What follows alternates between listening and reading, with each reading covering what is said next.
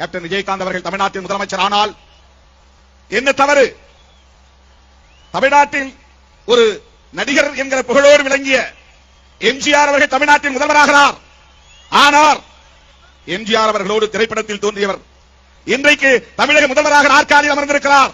அவர் நடிகராக இருந்த போதே தான் தோன்றிய படங்களில் தான் நடித்த கதாநாயகனாக நடித்த ஒவ்வொரு திரைப்படத்திலும் ஏழை எளிய மக்களுக்காக, ஒடுக்கப்பட்ட மக்களுக்காக, பாடுபடுகிற பாட்டாளி மக்களுக்காக அவர் பேசியிருக்கிறார், நடித்திருக்கிறார். அது எத்தனையோ இளைஞர்களை கவர்ந்திருக்கிறது. ஏன் அடுத்து கேப்டன் விஜயகாந்த் அவர்கள் தமிழ்நாட்டின் முதலமைச்சர் நாற்காலியில் அமரக்கூடாது? சிலர் கேட்கிறார்கள், மக்கள் நல கூட்டணியில் திருமாவளவனை ஏன் முதல்வர் வேட்பாளராக அறிவிக்கவில்லை என்றார்கள். நான் சொல்கிறேன், கேப்டன் விஜயகாந்த் முதல்வரானால் திருமாவளவன் முதல்வரானால்தான் பொருள்.